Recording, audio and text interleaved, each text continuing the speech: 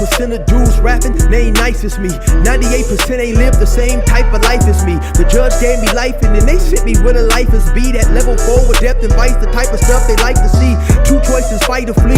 I refuse to die a chump. I never been a mark, but damn, it's scary when that riot jump. I seen dudes cry, get pumped, and some sexually brutalized. Knew a dude who lost his life and he was only doing 5 year-long racial fights when homie all you do is ride. Lonely days and nights up in a hole causing suicide. From the moment you arrive, you see the Mexican mafia, AB skinheads with big giant swastikas, pro-black philosophers, the BGF, the Kumi, and Muslims who will murk you from the nation to the Sunni. That MS was loony, quick to ride up on they rival. Even Christians went to church, hide knives up in a Bible. Political and tribal, the Crips and Damus, the Long Beach, the Hubs and the Dubs and the Grooves, the IE, the Bakersfield, the Dago Pyrus, the hustlers quick to roll, the gangsters don't move, whatever click you choose. Say what's cracking, YouTube? It's your boy 16 to life, and I'm back like I'm on a parole violation.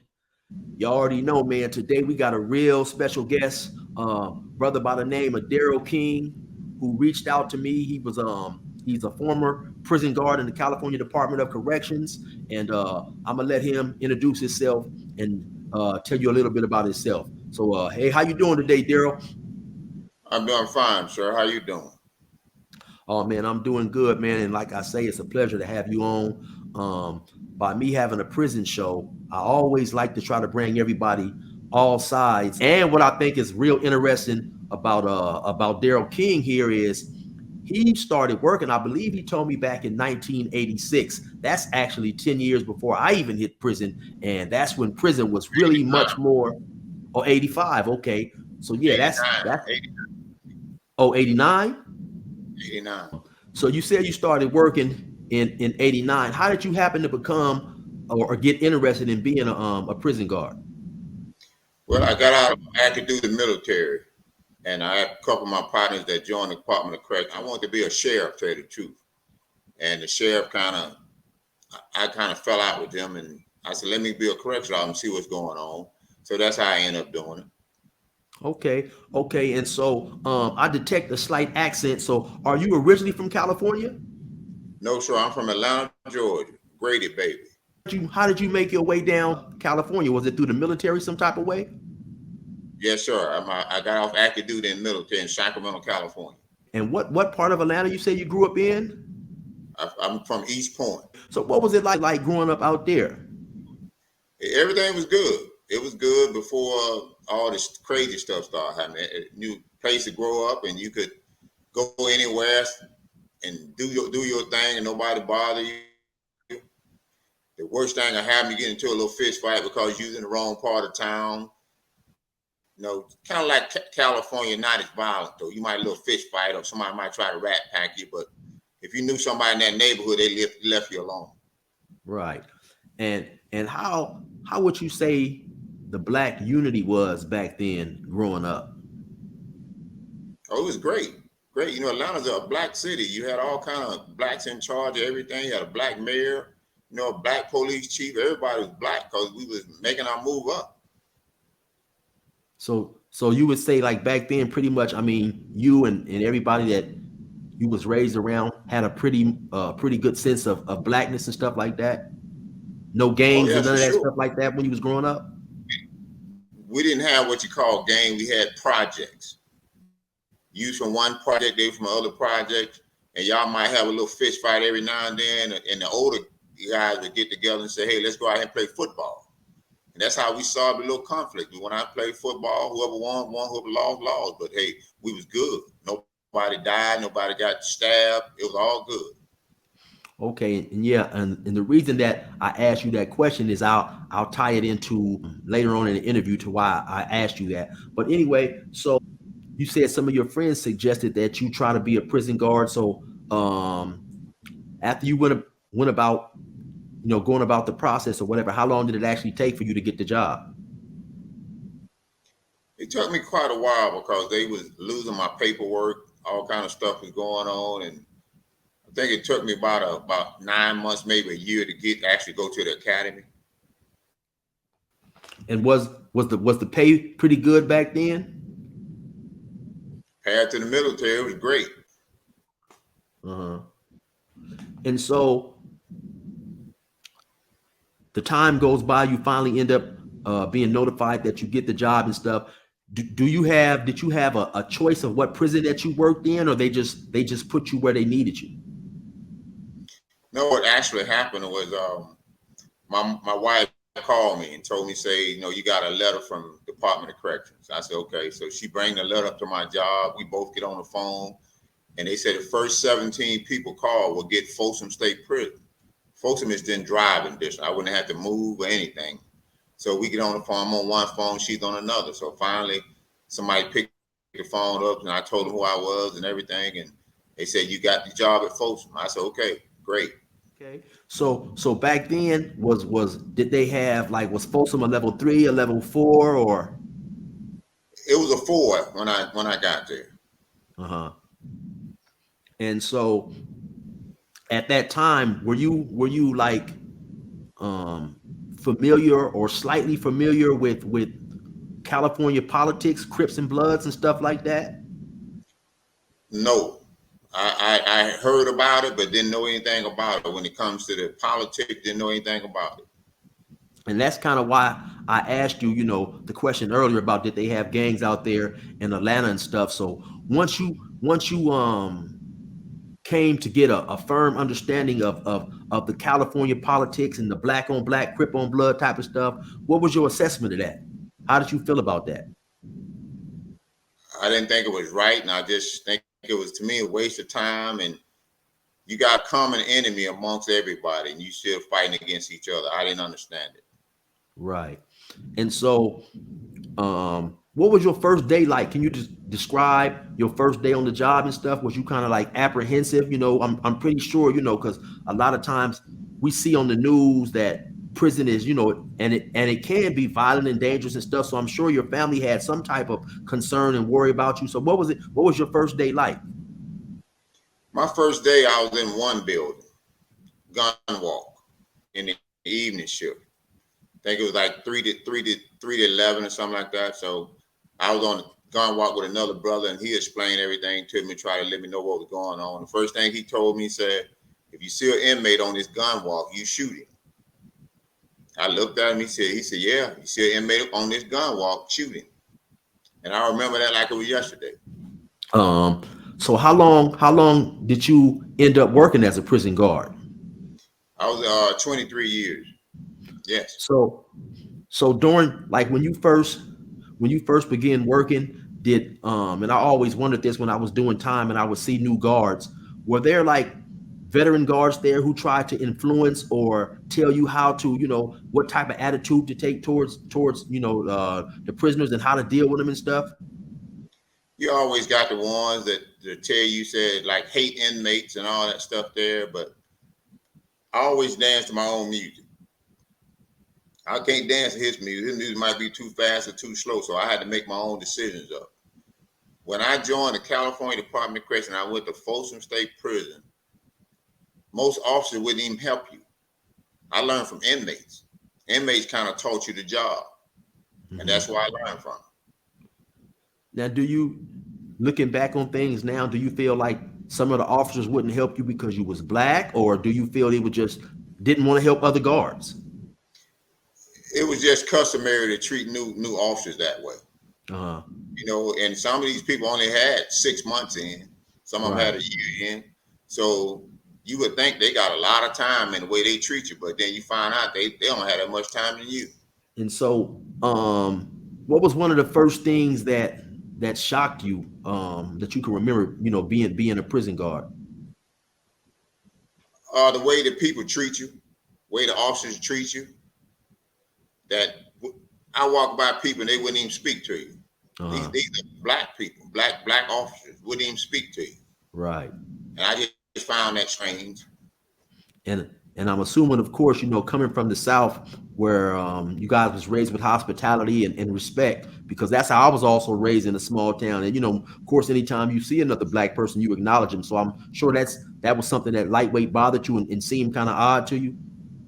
Very odd, because I was always taught to speak to everybody. See somebody, acknowledge them, say hey, or nod your head, or keep walking.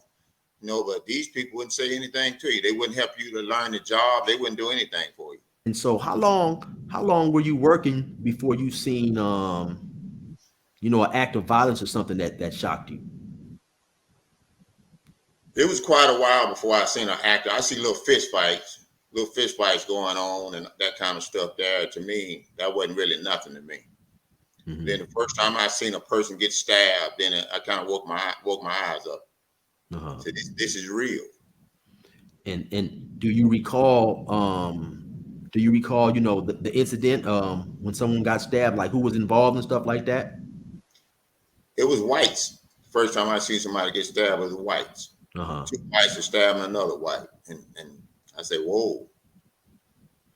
Was this on the yard or in the building, or and where were you working? Yes, it was on the yard. Uh-huh. And so when you when you first began to work on the yard, because you said originally when you first began you was on the gun walk. So once they put you on the yard, or in a place where the guard, I mean, excuse me, the prisoners had physical access to you, did that make you apprehensive or a little nervous, or? Yeah, it made you nervous, make you think, and make you sharpen your game up also. Mhm. And so, for the most part, what did, if any, some of the guards let you know about that particular prison that you was working in, and the politics that was going on at that time? They didn't really have to show you. Had you could see it, the politics. You Uh-huh. seen how the white female wouldn't talk to you. And I didn't understand it till later on. Years later, I understood. I stood what was going on. Uh-huh. If they did talk, it was real brief. They're gonna say and they get on by their business. Right. So later on, I ran into one of females, and she explained to me what was going on. And so what was going on? That if they get caught talking to a black man too long, they would get blackballed. Uh-huh. And now you talking about the guards back then? Yeah, female officers, white female officers.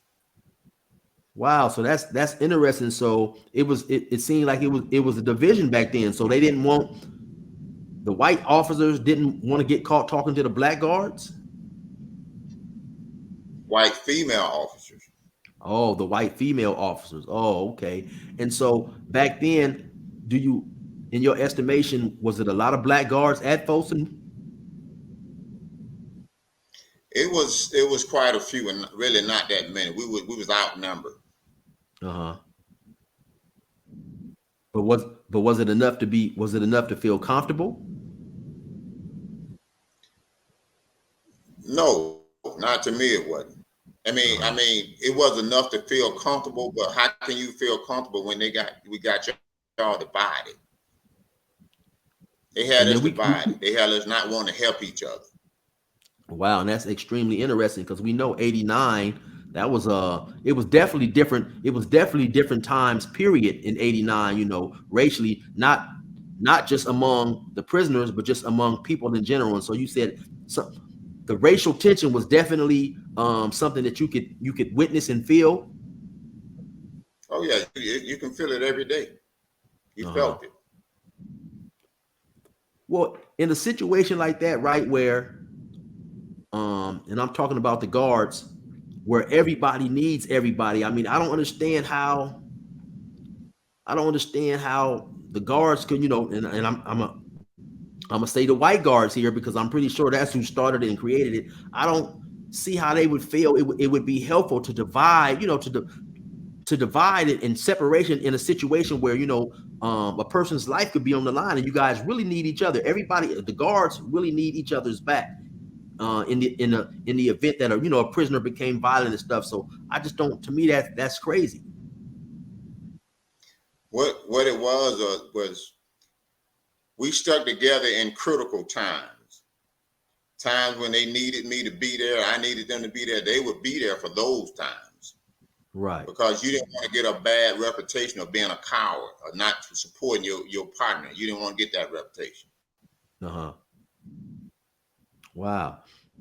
And so, but now originally when I asked the question, I was speaking in reference to when you hit the yard and you seen the division among the prisoners, the convicts, and then you started realizing, because like you said, being from Atlanta, where the gangs wasn't prevalent and stuff out there, or they wasn't even existent. And this is before, the YouTube and the social media, where we can get an idea of Crips and Bloods in the California politics. What was that like to you now to see this up and personal? The Crips separated the Bloods, the ABs, and the MA and stuff like that, the BGFs. What was that like? It made me want to learn about games. Want me to learn every aspect of game, different games, black games, the white games, the Mexican games, the Asian games. I want to learn everything I could. Right. Because I'm assuming that you felt the more you knew about them, the safer that you would be, right? Yes, I didn't want to go in there blind. I wanted to know what was going on, because especially when you deal with Mexicans, you had your northern Mexican, your southern Mexican, then you had your what they call the Mexican national ones born in Mexico.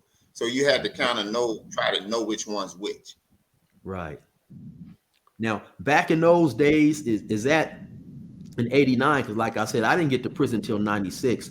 Is that back before they kind of started just validating and giving people indeterminate shoes for being part of prison gangs like the BGF, the MA, the Aryan Brothers, so on and so forth? It just started. They just about to open Pelican Bay State Prison.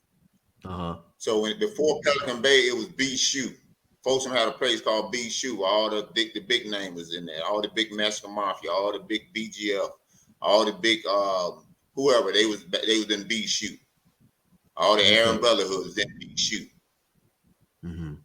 And that's what I was gonna ask. So was it back then? Were they more openly on the yard? Were they more easy to identify? Because by the time I got to prison, of course, they had started being very discreet about their affiliation to certain organizations. Because for those of you guys who may not know, it was okay to be a Crip or a Blood because that was a street gang. But if the administration identified you as being part of a prison gang, they would send you to the hole or to the shoe indeterminately. And you had some people spend 25, 30 years in the shoe just for being identified as a person who had joined a prison gang. So back then, when you first hit, was it easy to tell who was BGF and who was Mexican Mafia and so on and so forth?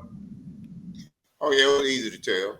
It was just like when you go to the yard, everybody had their own part of the yard that they hung, and other races couldn't go to your part of the yard. That's how it was. Right. And you talk about the validation process. Go ahead and say that again. You had to have the validation process. You had to have 3 independent sources to validate a person into a prison gang.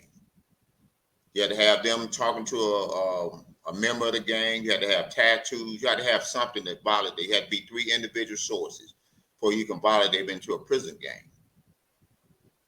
Right.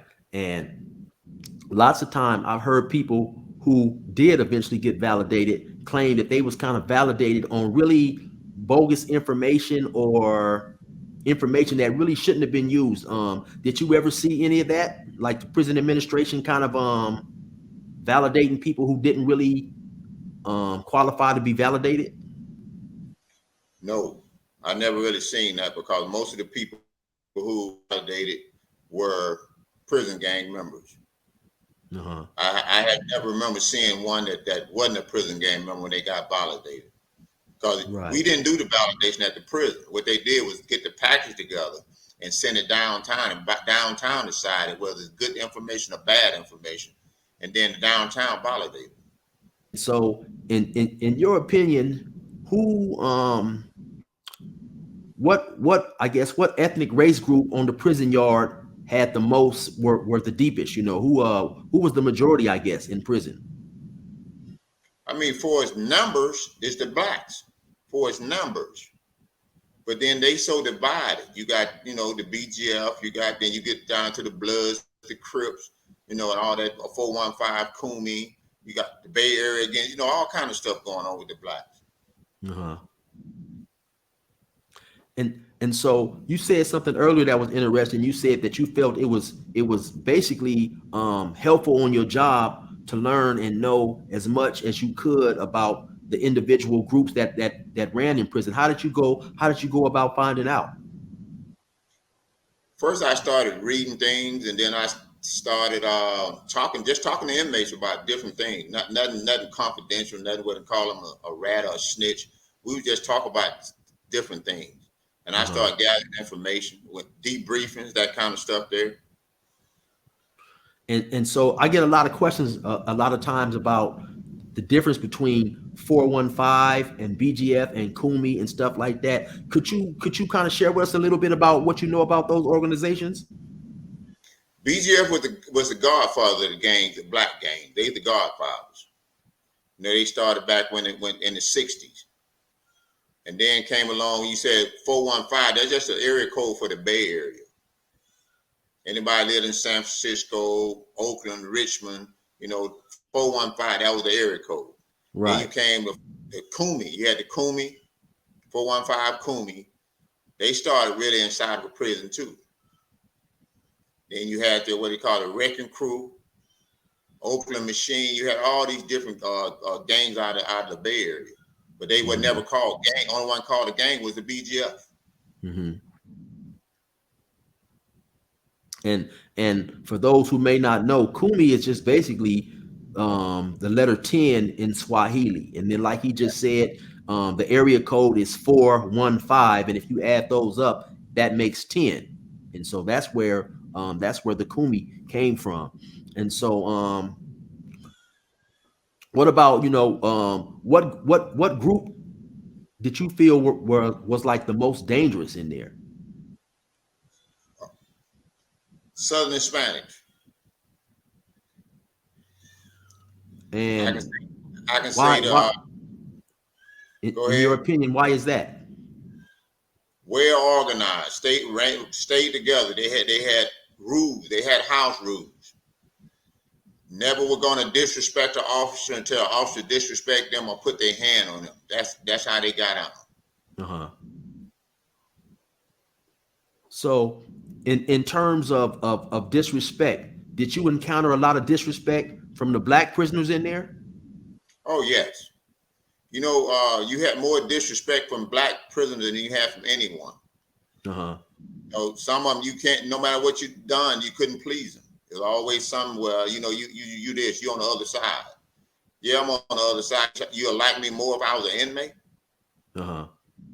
And so once again, by you being raised in the South and stuff like that, was that something that you couldn't understand how br- individuals who were from your same race would give you more hell than the other prisoners in there?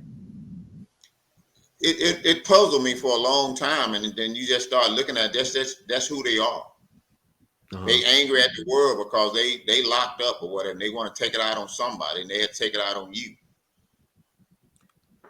Did you get the feeling at certain times that some of the black prisoners in there expected special favors from you just because they was black? Oh yeah, I'm on weekly, daily sometimes. Uh-huh. And then in turn, when you didn't do it, they'd get mad and upset and want to cuss you out and talk crazy to you. Cuss you out, talk crazy, call you everything but what your mom named you and all that kind of stuff. But that's just what they are. They don't get their Right. way, they start lashing out at you. And honestly, I seen that a lot in prison myself, and that's how I was able to ask you that question. Because when I came to prison, my attitude was, the guards are here to do their job. I'm here to do my time, and don't get the two confused, And in my opinion, a lot of times when convicts got that line confused, that's when they would get their feelings hurt, expecting, like I said, special favors because you was black.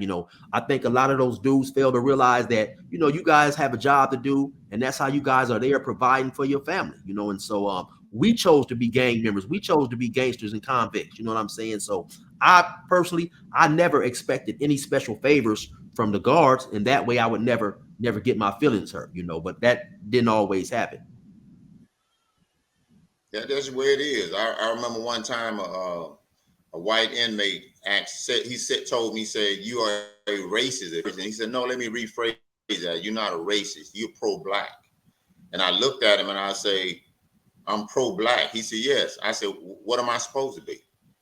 I'm a black man. Yes, I'm gonna look out for black people if I can. I'm gonna look out for anybody if I can. I don't Right. look at color all the time. Sometimes you're forced to look at color. But most of the time, I look at a man as a man. That's where I Right. was raised. And I think that's a good point that you just I think that's a good point that you just brought up, right? Because honestly, I feel that it's human nature, especially being a minority, um, to want to look out for people who are of your same race, anytime you can, whether on the job or off the job. And like I said, especially being a minority, growing up not seeing people who look like you in certain positions, I think that's important. And then also, like you said, when you came there was a division, amongst the guards who, in my mind, it seemed like all you guys would want to be on one team and everybody would want to be on the same page. But like you said, the white guards, females felt that they couldn't talk to black men and stuff like that. So to me, I think it's only natural. But I think a lot of people won't admit to that. Do you think you felt that you saw the Hispanic guards looking out for the Hispanic convicts when they could? Oh yes, yes. They would try. Some of them would try to be a little sneaky about it, but you can see it. Uh, You can see it. Or and you'll stand around and hear them talk about it. You hear them right. talking about that, about the Mexicans, the whites, and that kind of stuff there. Mhm. and and at times when things like that, the black guards and the Hispanic guards looking out for their people in whatever way they can, and at times when the white guards noticed it, how did they feel about that? They didn't like it. They didn't like you looking out for the black inmates or Hispanics looking out for the Hispanic inmates. They look at you like you're doing something wrong. We doing the Uh-huh. same thing you doing. You doing the same thing we doing. That reminds me, one time I was in Ironwood. There was a black captain by the name of Captain Howe, a tall, skinny dude who had long dreads, and he had been around for a long time. A lot of older convicts had remembered him from other prisons back, I guess, when he was a CO and a sergeant and stuff like that. And I noticed that he was extremely fair. And some of the COs would say that he was an inmate lover, but he was Yeah, extremely fair. How did do guards expect other guards to have a large, I guess a large amount of hate, for the convicts? yeah. They wanted you to treat them worse as you could, and that's not in my nature to treat nobody bad when they haven't done anything to me. For Right. a long time, chill. I did not read C files. Central files was a file with everybody's information, Uh-huh. dictionary information, all that kind of stuff is in a C file. I didn't read C file because I didn't want to prejudge inmates.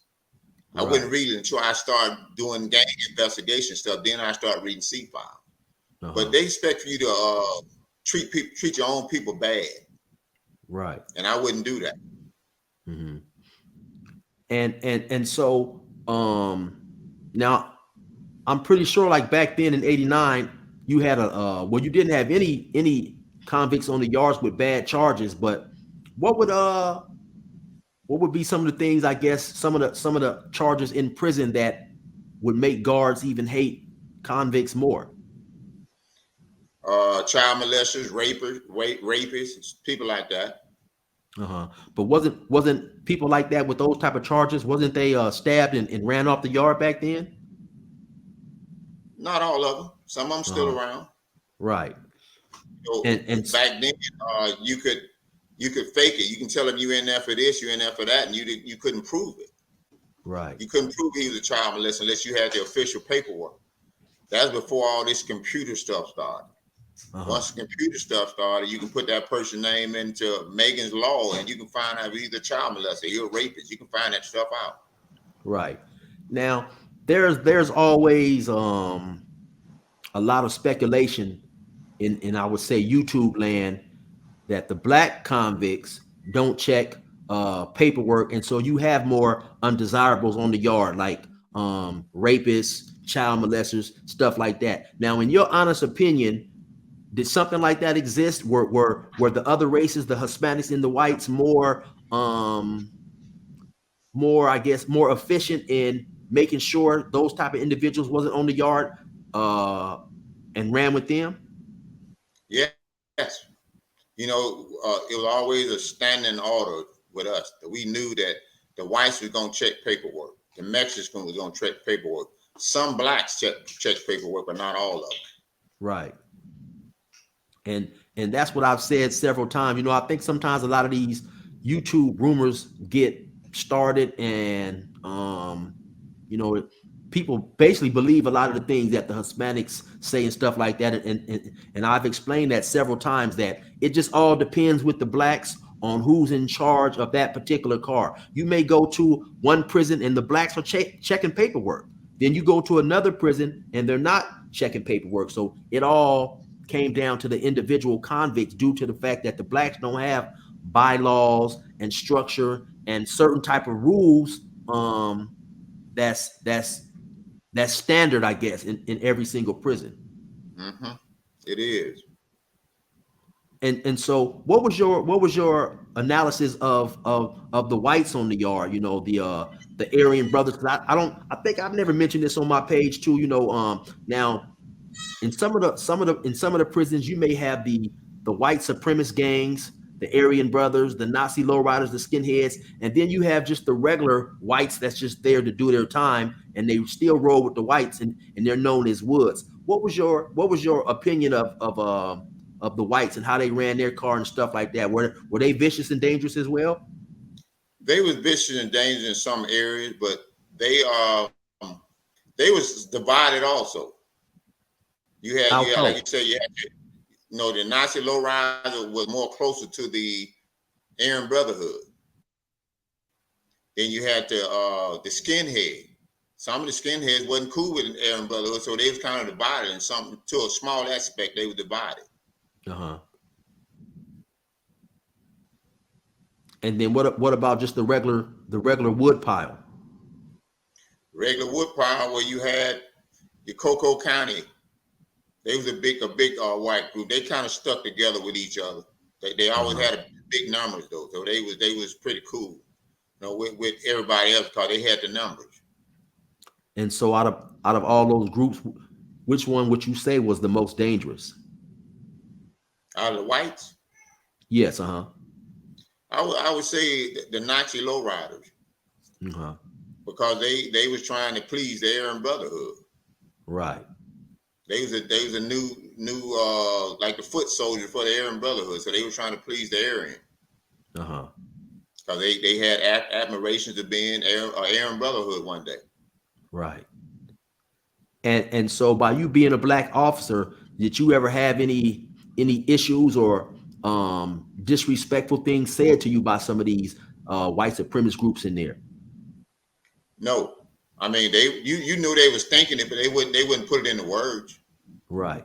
You would have them say, they wouldn't say nothing real bad, like this one white inmate, but he was trying to pull a move. He was trying to pull a PC move. He wanted me to help him out, and I wouldn't do it. He uh, said something like, "Call you boy," uh-huh. and I just looked at him, and I know what he was trying to get out of the cell with his celly, because the celly was roughing him up in there. He was trying to get out. He wanted to use me, but like I told him, I'm a little smarter than you think I am. So I'm gonna put you back in there and let your seller handle you. Right. And so I definitely kind of understand what you're saying, but so to break it down a little bit more for the viewers who may not understand, in certain situations, convicts of all races get caught up in situations on the yard that they kind of don't want to deal with. And so a PC move is basically, let's just say a convict owes somebody $200 for some drugs. He can't pay. So sometimes he'll create a situation and purposely be taken to the hole to get out of paying that debt, or just give him some more time to get the money that he needs. Did you see that stuff often back then? Not too often. It happens every now and then, but it got so bad to the point where they didn't have to go through that. They just walk up to the officer and say, "Hey, I need to lock it up." Uh-huh. And all you did, you put them in handcuffs, cut them to the holding cell, and they went on to the hole. And somebody come over there a couple of days later and debrief them and go. Back then, did they have a lot of PC yards or SNY yards? No, No, they didn't have them till later on. Like I think it might have been some, but not. It wasn't as crowded as it was later on. We had one at New Folsom called A Yard. That was a protected custody yard. Uh-huh. And so what is your breakdown and your thoughts on the Northern Hispanics, the NFs? Were they vicious and dangerous? The Northern Spanish wasn't really doing anything. They was getting validated also. The NF, the Northern Structure, they was getting validated, sending the big boys up to Pelican Bay. But they tried to hold their own, but they never could deal with them Southerners. Uh-huh. There was too many Southerners. Southerners always outnumbered them. Right. And so just in terms of them, being dangerous and vicious, were they, quote unquote, with the business and stuff like that, and just they just didn't have the numbers? I mean, they didn't have the numbers, but they took care of the business they could take care of. Right. They could take care of some business. They did it. Uh-huh. I mean, they didn't cower down. They took care of business when they had to. And so why was the Southern Hispanics always so larger in numbers in terms of the Northerners? Do you think the administration played a part in that, or it's just the Southern Hispanics are bigger in population?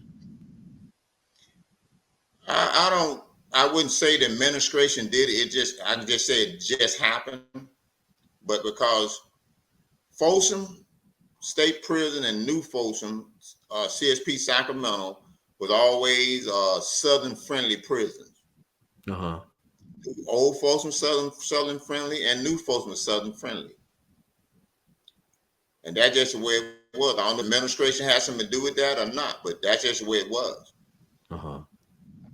And what about the administration in terms of sometimes do you believe they pitted, the blacks against the whites or the blacks against the Hispanics? Do you feel like the administration basically just wanted whatever gains was won? Do you think the administration helped contribute to that to keep the convicts focused off of them and on each other?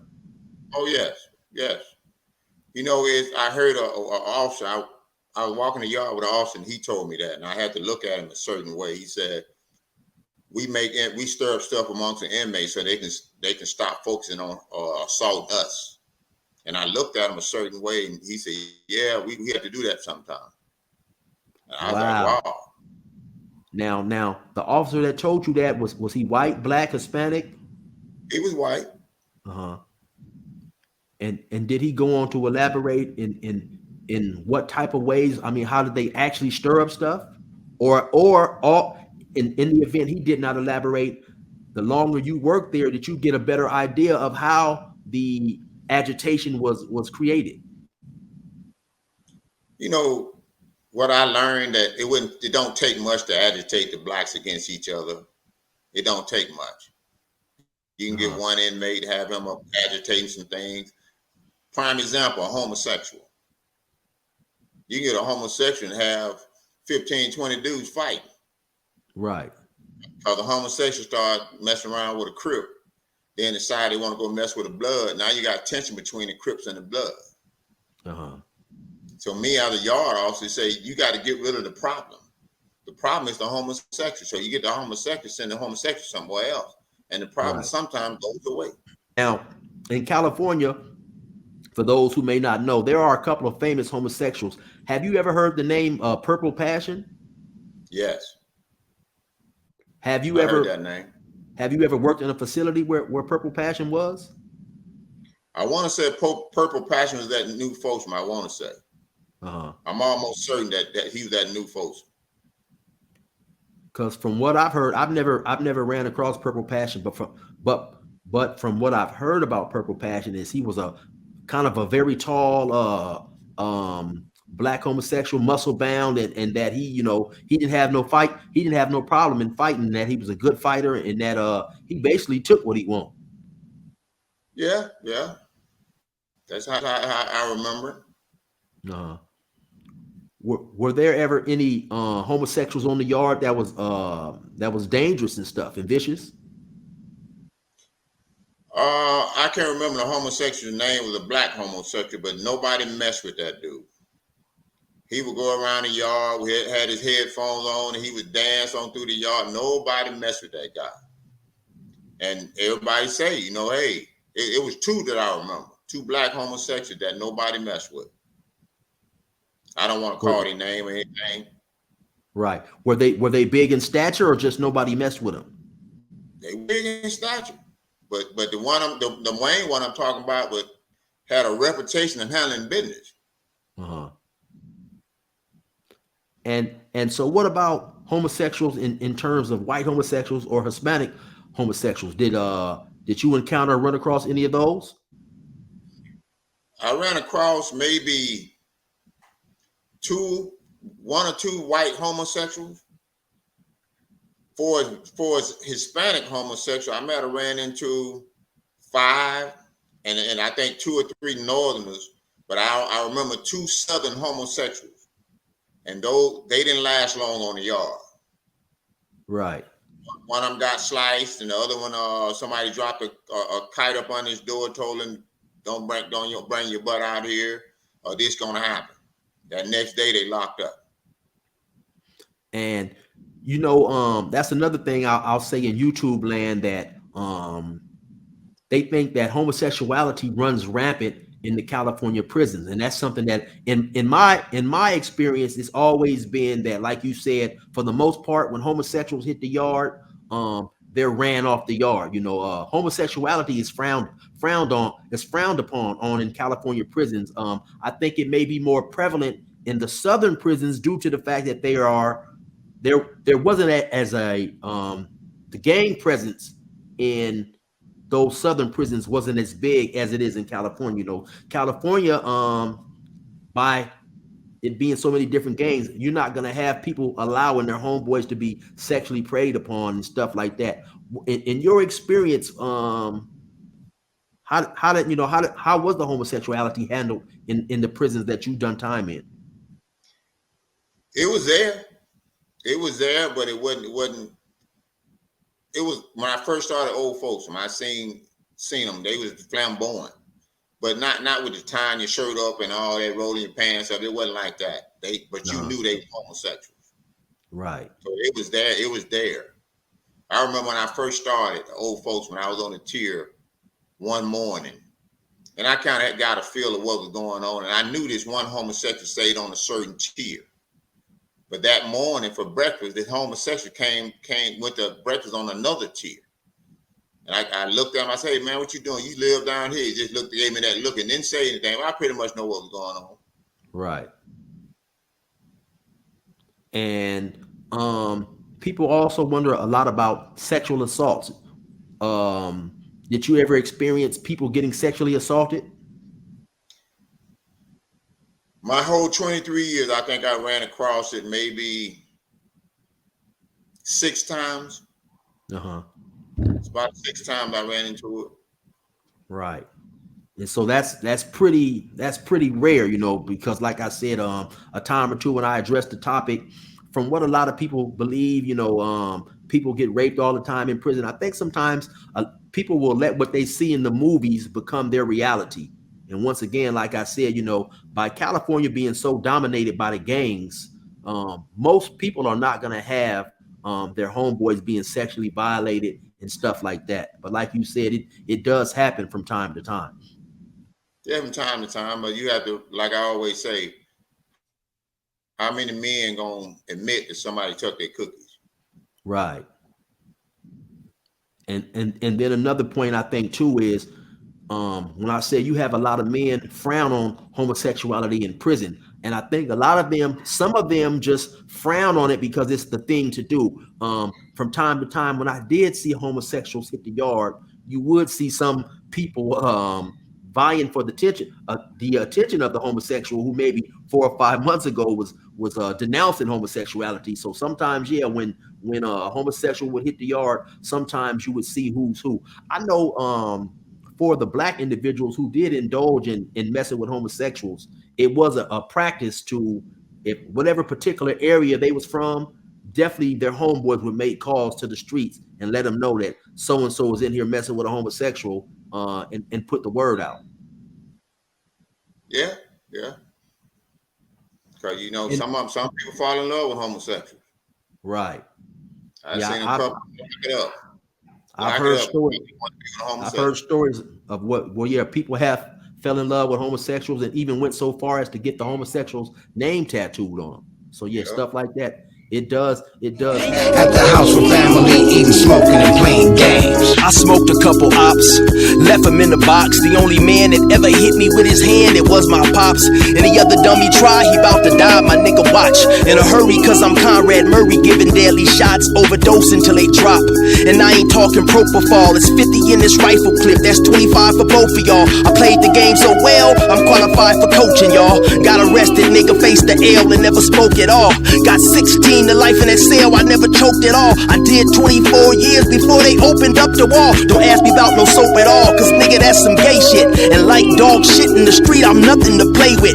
The business what I stay with like a stockbroker. I ain't got famous by talking, nigga, I'm not Oprah. I used to ride so much, they called me the black chauffeur, leaving big holes and shit like that Caddyshack gopher. Is it ratchet when they say they ratchet? They really ain't with the shit that I be with, cause they just don't know how to say it. Is it ratchet when they saying they ratchet? They really ain't at the house with family, eating, smoking, and playing games. Is it ratchet when they saying they ratchet? They really ain't with the shit that I be with, cause they just don't know how to say it. Is it ratchet when they saying they ratchet? They really ain't at the house with family, eating, smoking, and playing games.